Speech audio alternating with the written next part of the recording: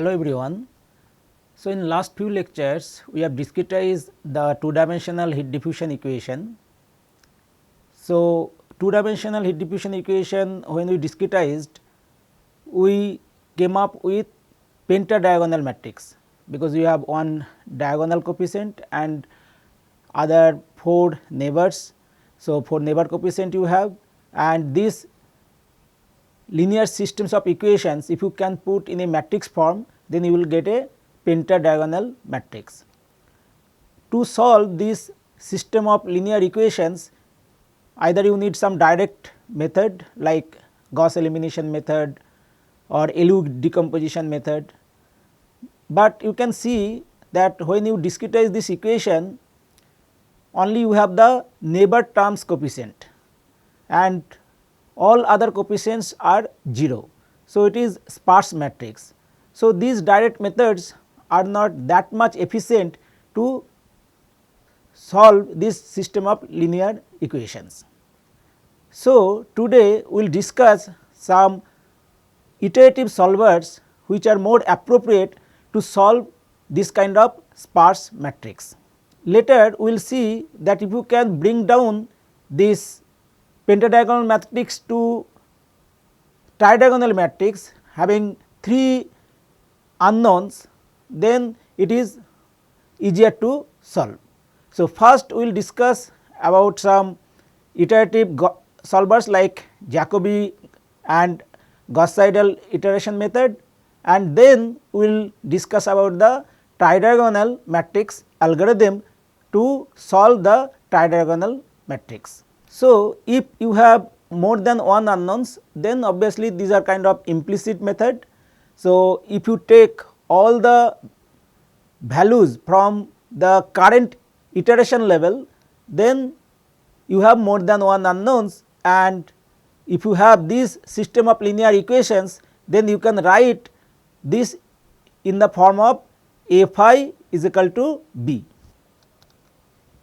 So, implicit schemes results in a system of linear equation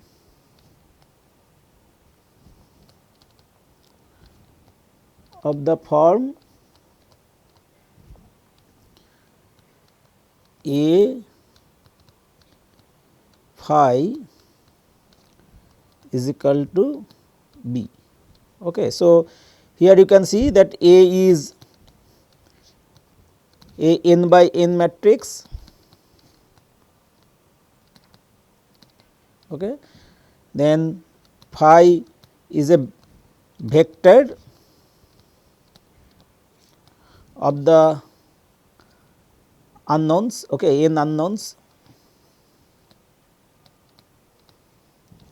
and B is a vector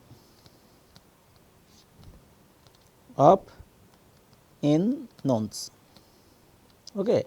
So, whatever are unknowns, that is your phi, and these are the coefficient matrix, and B is the known terms. Okay. So, if you see the linear systems which are derived, there are large number of zeros in the matrix, right. So, in the A. So, A is a sparse matrix, and if you want to find the value of phi, then you can write phi is equal to A inverse B. So, now you can see that this A is a sparse matrix and you have to make a inverse of it. So, if you go for a direct method, so it will be not that much efficient. Okay. So, computational storage will be more, and it will take more time for the solution. Instead, if we start with a guess solution,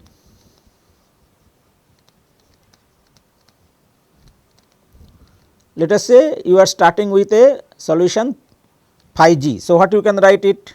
So, phi which is unknown, you can write as a whatever you have guessed the value phi g plus some correction, okay, approximate correction, that you can write, so that you will get the solution phi. So, this phi prime is your approximate correction, approximate correction. Okay. So, now if you put it this phi in this equation, so what you will get? So, you will get A phi g, okay, plus A phi prime, okay, is equal to B, or you can rearrange and write it like A phi prime is equal to B minus A phi g. Okay.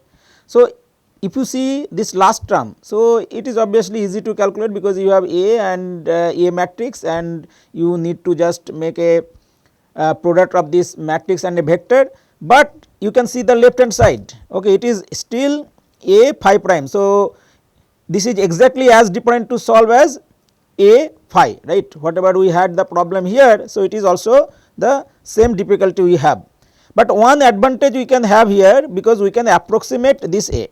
Okay. So, this has the advantage that this A can be approximated.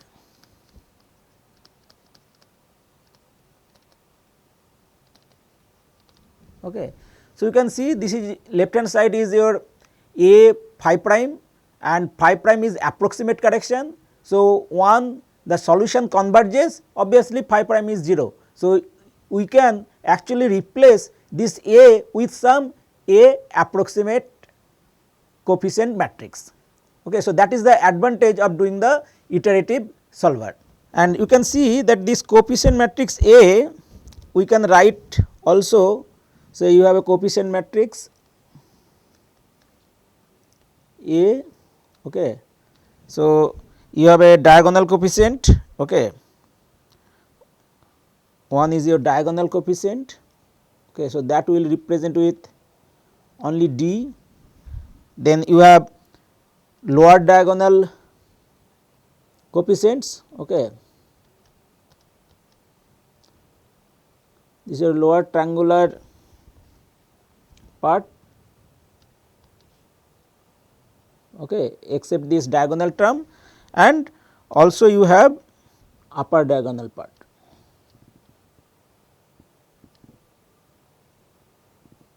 Okay. So, this is your A matrix, coefficient matrix, A coefficient matrix. Okay. So, you have diagonal part, then you have upper diagonal part, and you have lower diagonal part, and you can see that it is mostly sparse except the neighbor coefficients, okay, of this diagonal term. So, this we represent with L, this will represent with U, and this diagonal coefficient will represent with D. So, this A matrix you can write as A is equal to L plus D plus U. Okay. So, obviously, or you can write with L plus D plus U. Okay. So, obviously, you can see that your A is your coefficient matrix, okay, full coefficient matrix, and we have written this A matrix like this. L is your strictly lower triangular part, lower triangular part, okay. D is your diagonal part, and U is your upper diagonal part, sorry, upper triangular part.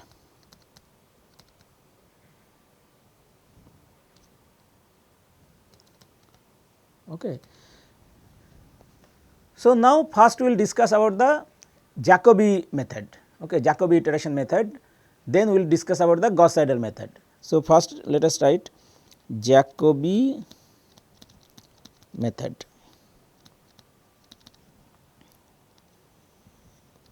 Okay. In Jacobi method, this A approximate whatever we have written for the this phi prime, that will approximate as only the diagonal part. So, this you can see A phi prime is equal to B minus A phi g. So, that will approximate this only A. So, you can write as A approximate phi prime is equal to B minus A phi g. Okay. So, this A approximate will take for this Jacobi method as the diagonal part. Okay.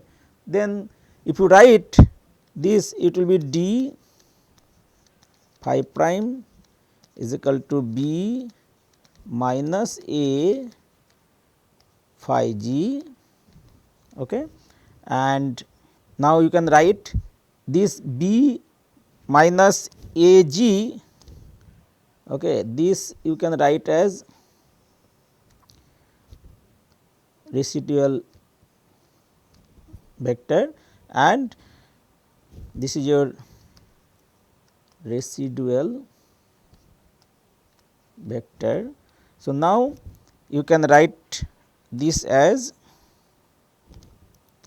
phi prime of D inverse R. So, you can see D is the only diagonal part. So, it is easy to make the inverse. So, this is the Jacobi method, and you can write it like this. So, now you have phi is equal to phi g, okay, plus phi prime. So, this now phi prime you can write here. So, you can write phi, which is your current iteration level L plus 1. So, L plus 1 is current iteration level, and L is the previous iteration level. Okay. So, that you can write with phi at time level at previous iteration level L plus phi prime. So, phi prime now you can what you can write. So, phi prime you can write as D inverse the residual, okay. And this residual you are calculating from the values, okay, of phi g, which is from the previous iteration level L. So, this you have to remember, Jacobi method we are taking when we are calculating this residual, this all we are taking from the previous iteration level L. So, now if you write it this phi prime, okay, at point I iteration level L plus 1 is equal to 1 by diagonal coefficient aii bi minus summation of j is equal to 1 to n aij phi j, and this phi j value we are taking all from the previous iteration level L, okay, where I is equal to 1, 2, 3 to n. So, now phi I, this you can write phi I prime, not L plus 1. So, phi I L plus 1, now you can write phi I L plus phi I prime, and this if you put, then you can write phi I L plus 1 is equal to phi I L, and now phi I prime. So, it is 1 by a I I b I minus summation of j is equal to 1 to n a I j phi j L. Okay. So, where now R I, okay, R I L you can write as b I minus summation of j is equal to 1 to n a I j phi j l. So, phi I l plus 1 is equal to phi I l plus r I l divided by a I. So, what we are writing in this Jacobi iteration method, phi I at current iteration level L plus 1 is equal to the phi I value from the previous iteration level plus the residual which is computed taking from all the phi values from previous iteration level divided by the diagonal coefficient AII. Okay. So, if you have a pentadiagonal matrix or heptadiagonal matrix for 3 dimensional diffusion equation, you can solve using Jacobi method following this procedure. Okay. So, now another way this phi I, okay, if you insert in this summation. So, what will happen? So, this is your phi I. So, you can write also it can be written in other form phi I L plus 1 is equal to phi I L. So, if you take inside this summation. So, a I you have to multiply. So, a I phi I L. So, and here 1 j 1 to n. So, it will have j is equal to I and that will give a I. So, phi I. So, that will get cancelled. So, phi I L. Okay. So, you can write. So, 1 you can take it out. So, you can write it as 1 by a I b I sorry b I j is equal to 1 to n I j not equal to I, okay, j not equal to I a I j phi j l and I am taking this out, okay, j is equal to I. So, what you will get a I. So, you will get 1 by a I and this will be minus, because here minus is there. So, you are taking 1 out. So, minus 1 by a I phi I l and a I is there. Okay. So, you can see this phi I l and this phi I l will get cancelled and you can write phi I l plus 1 is equal to 1 by a I b I minus summation of j is equal to 1 to n j not equal to I a I j phi j l. So, it is this equation we have written just in other form. So, now let us discuss about the Gauss-Seidel method. So, in Gauss-Seidel method what we will do, this A approximate we will take as L plus D. Okay. So, Gauss-Seidel method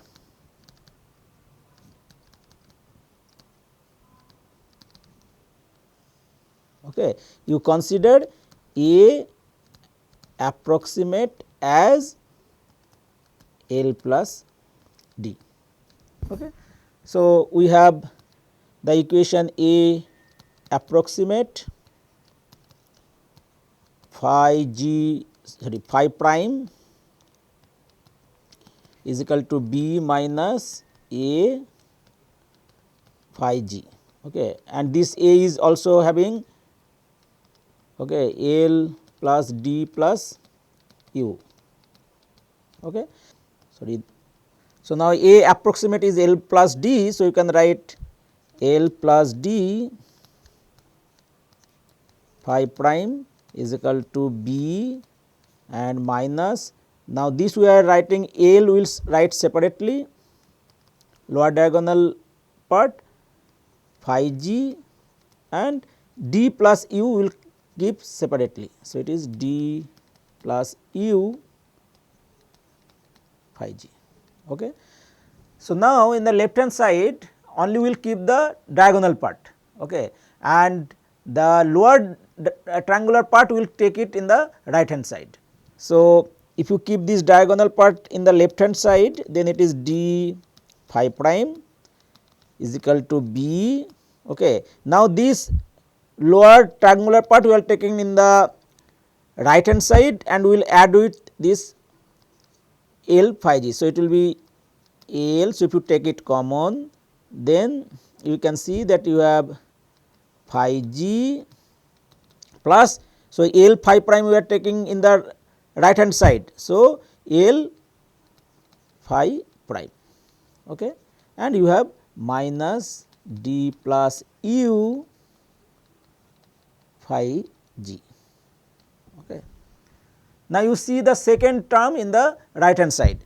So, in the second term in the right hand side, this phi g plus phi prime, obviously it will give the current iteration value, okay, but this phi gauge value is the previous iteration value. So, these phi g and phi prime, these are actually already calculated from the previous iteration level. So, these are the latest available value we are using. So, this you can write as d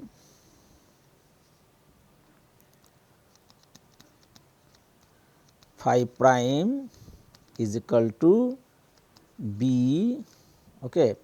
So, you can write minus L, okay. So, now this is your phi only, right. So, it is not phi g. So, it is the latest available value which is your at L plus 1 minus d plus u phi g, okay. So, now easily you can calculate the phi prime, okay. So, this phi prime now just will be d inverse, okay, and this if you represent as the residual for this Gauss-Seidel method, okay, then you can write it as, okay. So, obviously you can see d inverse you can easily calculate. So, now if you want to find the value of phi, then you can write phi is equal to phi g plus phi prime, okay. So, you can write phi which is at current iteration level, this you can take as phi at previous iteration level L plus phi prime you can write d inverse and r when you will calculate you will take the latest available value.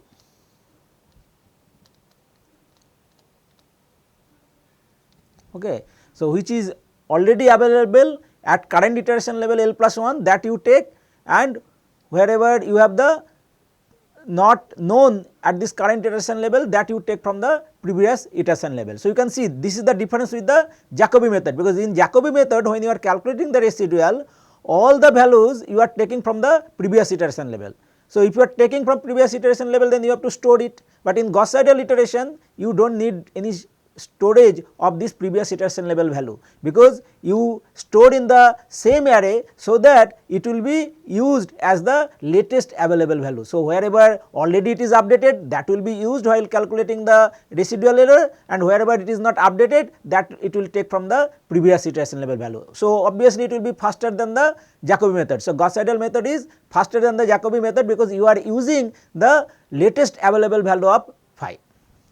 So, this now you can write it as, so this R, okay, you can write as RIL, okay, or sorry, RI at latest value, okay, latest value I am writing, because you can use which is at L plus 1 and which is not available at L plus 1, you can take it from the previous iteration level L.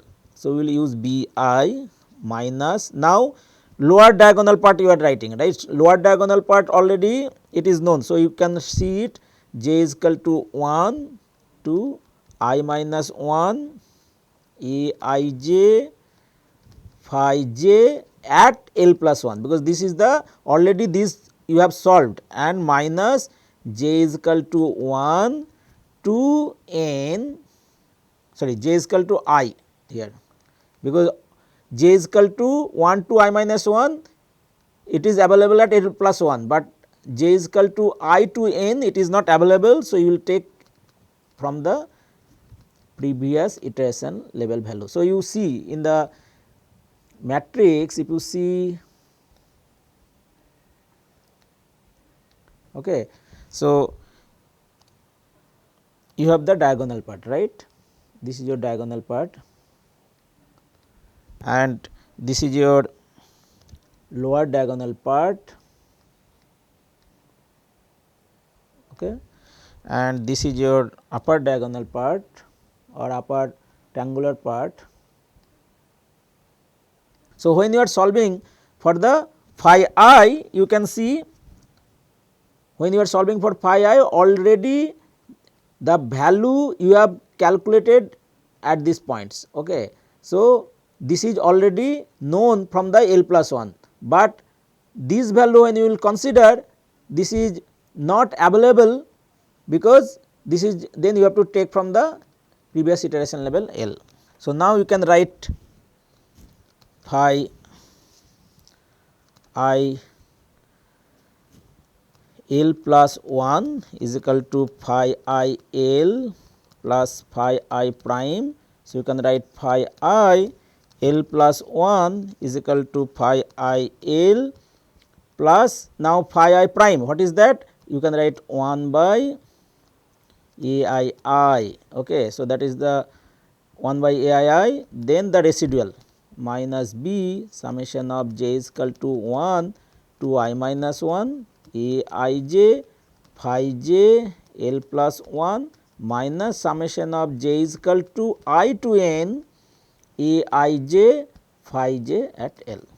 Okay. So, this is your residual. So, you can see that we can solve phi L plus 1 is equal to phi I L plus this is your residual. So, residual from the latest value. Okay.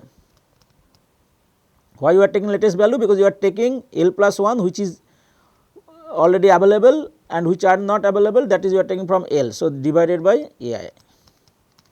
Okay. So, now you can see that this phi I, and if you take 1 j is equal to I. So, if you take it out, then again it will get cancelled and you can rewrite it as phi L plus 1 is equal to 1 by A I B I minus summation of j is equal to 1 to I minus 1 A I j phi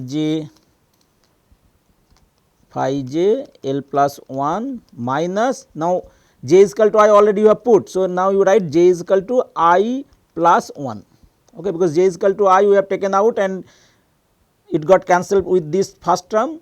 So, to n you have A I j phi j L. So, this just we have written in a different form. Okay. So, this phi I L, now phi I L plus 1 you have to solve. Okay. So, obviously, you can see that the Gauss-Seidel method uses the most recent values in iteration, because L plus 1 and L you are using.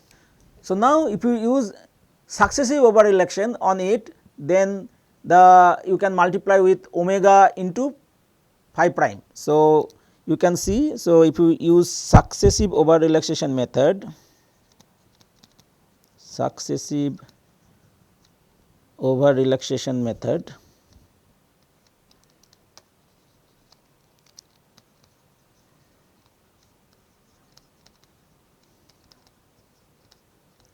okay, which is known as SOR. Okay. So, what you will use? Phi I L plus 1 is equal to phi I L plus omega into phi I prime. Okay. So, now this phi I prime if you put, okay, here, so phi I prime is this one. So, if you put it here, what you will get? Phi I, okay, L plus 1 is equal to, now phi I L plus omega, now phi I prime. So, phi I prime is R I divided by A I. So, it will be A I, R I is your B I minus summation of j is equal to 1 I minus 1 A I j phi j L plus 1 minus summation of j is equal to I to n A I j and phi j L. Okay. So, now you can see this j is equal to I, if you put, then it will be A I phi I, and this if you take it outside this, it will become omega into phi I, minus omega into phi I.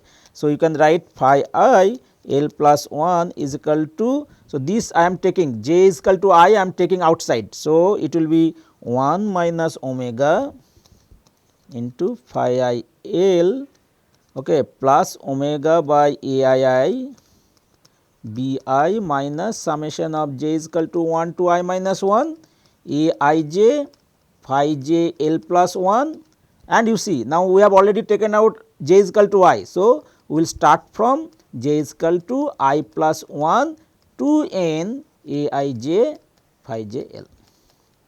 Okay. So, you can use omega successive over relaxation method. So, you can use some values, okay, of this over relaxation factor whatever we discussed in earlier classes.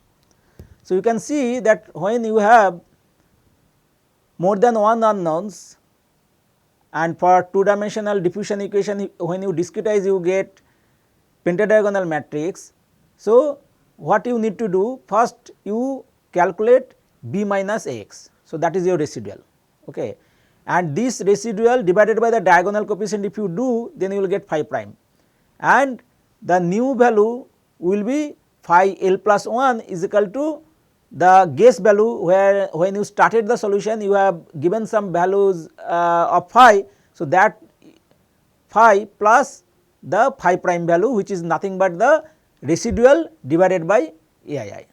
Okay. So, the diagonal term. So, that way you can solve using iterative method, and you can see here that you do not need any storage, right. For Jacobi method, although previous iteration level you need to store for the phi only, but you do not need to store the A matrix. Okay. In Gonse-Seidel method, even you do not need to store for the previous iteration level phi, because the latest value will be used while calculating the residual. So, obviously, it is more effective way to use the computer storage, because you do not need to store anything A matrix or the previous iteration level phi. So, you can save the storage, as well as this Gauss-Seidel method is easy to code, because just you calculate the residual b minus x divided by the diagonal coefficient, you know the diagonal coefficient, you add it with the guess value, you will get the solution for phi. Okay. But this iteration level when you will stop, that we will discuss after few slides. So, now we have already learned the line Gauss-Seidel method, right, where line Gauss-Seidel method you are taking either row wise or the column wise. If you take row wise, then you will get phi I plus 1 and phi I minus 1 as unknown, and if it is column wise, then you take phi j or phi ij, phi ij plus 1 or phi ij minus 1 as unknown. So, you can see there are 3 unknowns, right, phi I plus 1 and phi I minus 1. So, there is a famous algorithm available which is known as Thomas algorithm or tridiagonal matrix algorithm, TDMA, okay, which is popularly known as Thomas algorithm, that we can use easily to solve this tridiagonal matrix. We will see that first we need to do the forward substitution, then we will use some recurrence relation, and again we will do the back substitution, and easily you can solve this tridiagonal matrix. And when you have this two dimensional diffusion equation, then what you can do, first you can solve row wise with the unknown phi ij, phi I plus 1 j and phi I minus 1 j, and then you solve column wise just taking the 3 unknowns phi ij plus 1 and phi ij minus 1. So, now we will discuss about tridiagonal matrix algorithm. Tridiagonal matrix algorithm, okay, which is known as TDMA. It is also known as Thomas algorithm.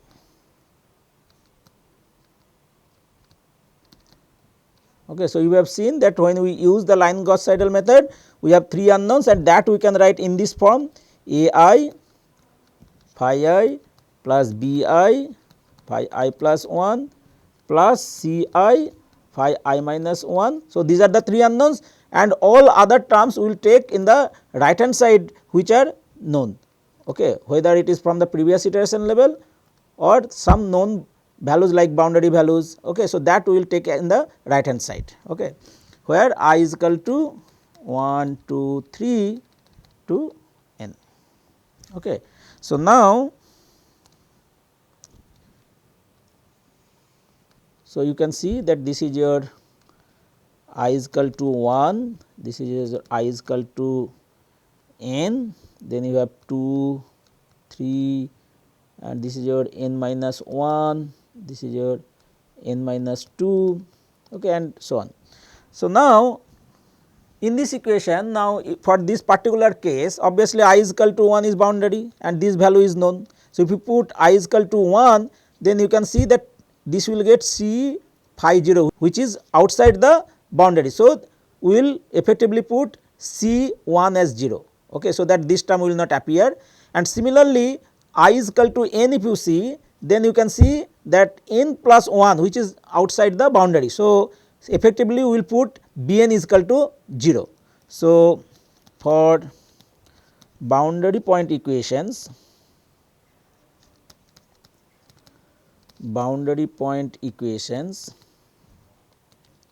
okay, let us set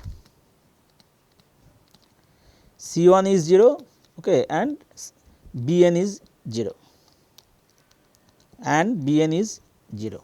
Okay. So, now we can see that for I is equal to 1, if you see this equation, okay, for I is equal to 1 you can write this equation in terms of phi 1 you can write in terms of phi 2. Okay. So, what you can do for I is equal to 1, okay, what is this equation? A1 phi 1 plus B1 phi 2 is equal to D1. Okay. So, this phi 1 you can write in terms of phi 2. Okay. Now, similarly for I is equal to 2, if you write this equation, what you will get? A2 phi 2 plus B2 phi 3 plus C2 phi 1 is equal to D2. So, this you can write as phi 2 is equal to minus, so you put the value of phi 1, okay, this value of phi 1 you put it here. So, you can write it as minus A1 B2 by A1 A2 minus C2 B1 phi 3 plus D2 A1 minus C2 D1 divided by A1 A2 minus C2 B1. So, you can see that this phi 2 we have written in terms of phi 3 only. So, you can see the phi 1 we are writing in terms of phi 2, phi 2 we are writing in terms of phi 3, and similarly you can write phi 3 in terms of phi 4 and so on. So, the same can be repeated for phi 3 to phi n. Okay. So, we can write phi I is equal to sum P I into phi I plus 1 plus Q I. Okay. So, I is equal to 1, 2, 3 to n, because you can see that phi 1 we have represented with phi 2. So, this is the relation. Phi 2 we have written in terms of phi 3, where P I is this one and Q I is this one. So, we can write this way. So, now we will use this for phi for I is minus 1. So, we have written phi I is equal to in terms of phi I plus 1. Okay. So, now if you write this for I minus 1, then you can write phi I minus 1 is equal to P I minus 1 phi I plus Q I minus 1. Okay. And also we have the equation A I phi I plus B I phi I plus 1 plus C I phi I minus 1 is equal to D I. Okay. So, this phi I minus 1 you put this value. Okay. So, what you are going to get?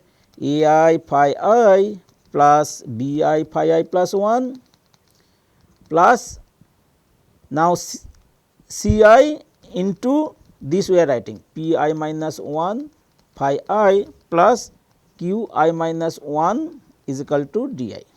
Okay. So, if you rearrange it, so now you can write phi I. So, this phi I and this phi I you take it common. Okay. Then you can write phi I is equal to minus b I divided by a I plus c I p I minus 1 phi I plus 1, and you will get d I minus c I q I minus 1 divided by a I plus c I p I minus 1. So, you can see phi I we have written in terms of this. So, you can actually see that you compare these two, this equation 1 and this equation 2, compare equation 1 and 2.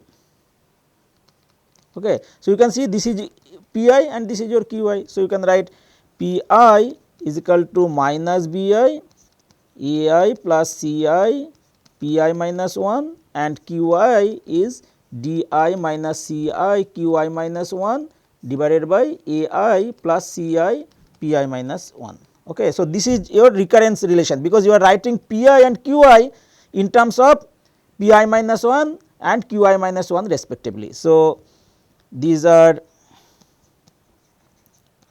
recurrence relations, okay, since p I and q I are written in terms of p I minus 1 and q I minus 1. Okay. So, now you see what we will do. Now, for I is equal to 1, we know C 1 is equal to 0, right. If C 1 is equal to 0, what P 1 value will get? P 1 is equal to C 1 is 0, right. So, B 1 by A 1. So, minus B 1 by A 1. Okay. And what is Q 1 you will get? So, Q 1 C 1 is 0. So, it will get D 1 by A 1. Okay. Now, we are doing the, we will do the back substitution after that. Now, for I is equal to n, okay, B n is equal to 0.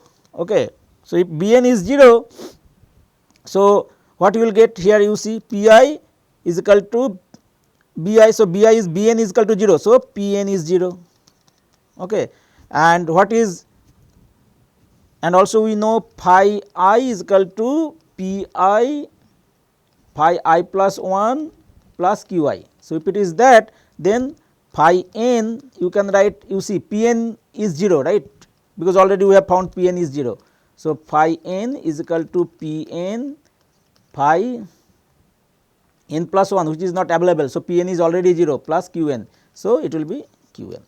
Okay. So, now Q n you know. Okay. So, now you do the back substitution and find the P n minus 1, okay, Q n minus 1, because this you know. So, that way you find. So, the TDMA algorithm is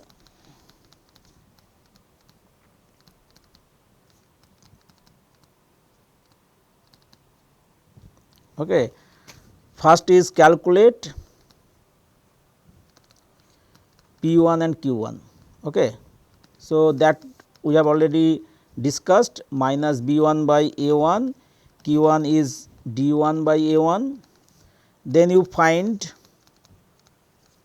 P I and Q I, okay, for I is equal to 2, 3 to n. So, P using relation this one. Okay.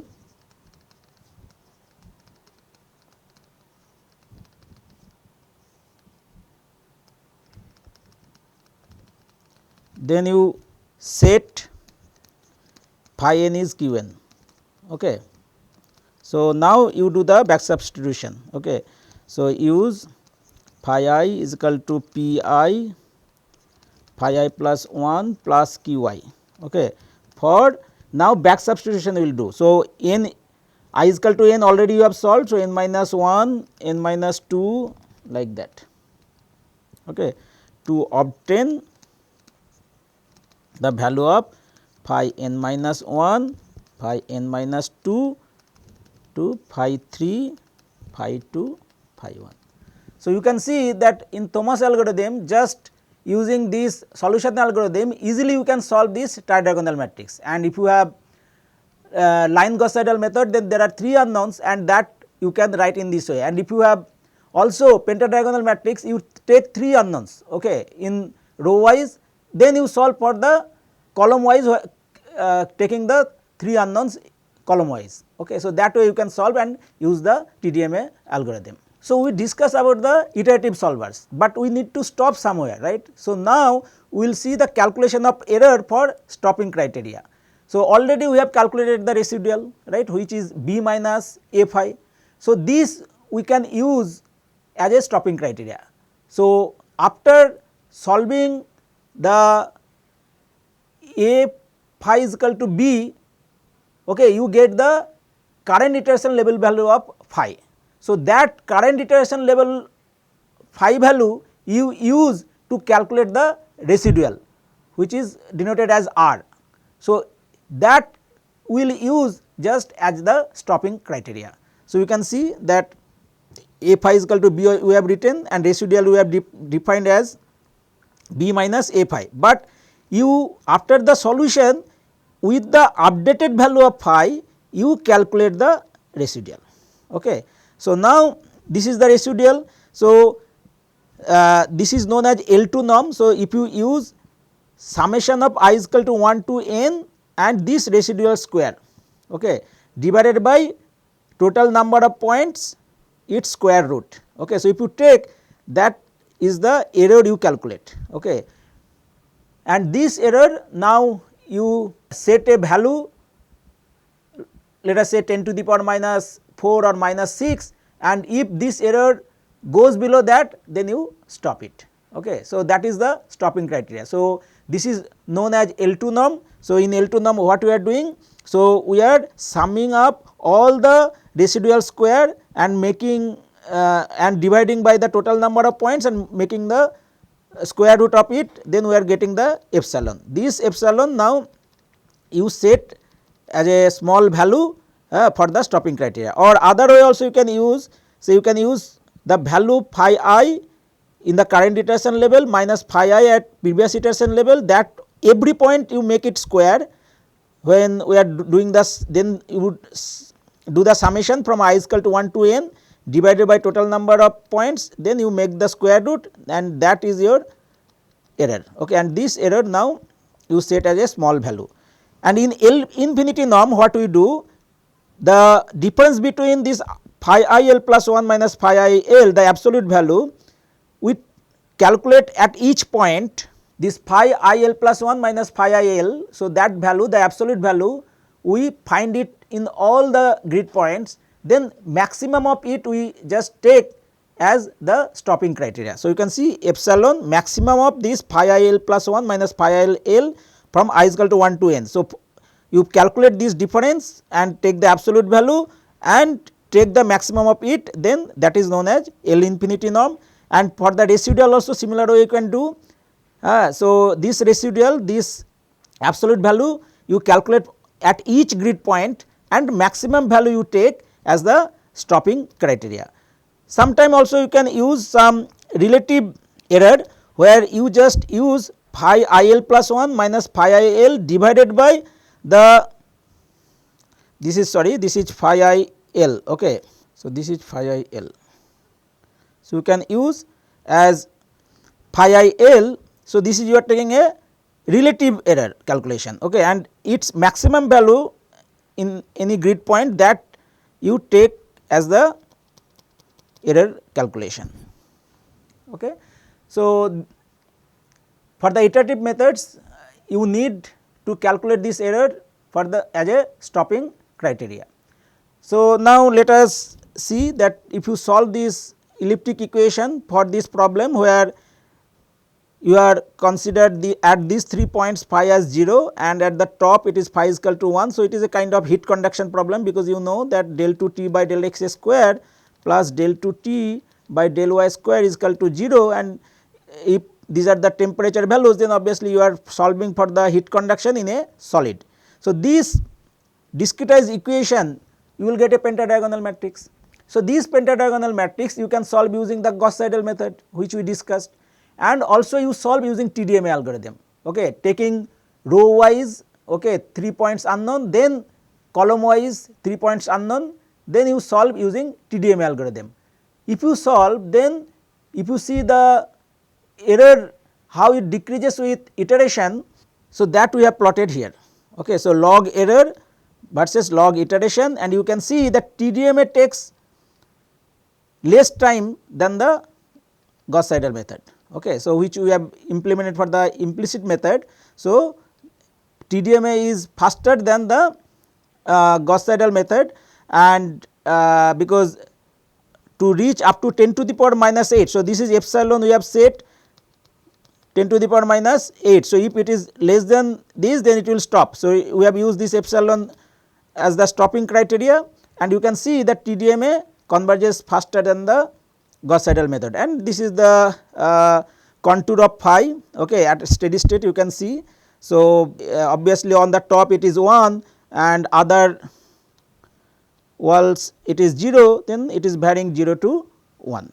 In today's lecture we have discussed about the linear solvers, as after discretization of the steady diffusion equation we have seen that we get a system of linear equation, because at each grid point if you discretize, then you will get a linear system of equations, and if you put the coefficient in a matrix, then you will get a pentadiagonal matrix. And to use the direct method like Gauss elimination method or the LU decomposition, so it is not that much effective, because A is a sparse matrix. So, for that reason we have discussed about the Jacobi method and Gauss Seidel method, and just we calculated the residual, then we have divided by the AI, and that we have added with the guess values. Then you can calculate the current iteration level value phi as phi old value plus the residual divided by the diagonal term. Then we discuss about the how to solve tridiagonal matrix. So, for that we have used the algorithm of tridiagonal matrix algorithm, which is known as Thomas algorithm, and you can see that just doing the forward substitution then backward substitution, easily you can solve this tridiagonal matrix. Then we discuss about the stopping criteria. So, we discuss about the L2 norm and the L infinity norm, and that you can calculate from the residual after solving whatever the current values of phi is there. Using that you calculate the residual, and you use this as a stopping criteria. This we discuss for the steady state problem, which are elliptic equation. These similar you can apply to parabolic equation when you will solve. If you use the implicit method, then you will get a system of linear equations, and that you can solve using the similar Gauss Seidel method and TDMA method. Thank you.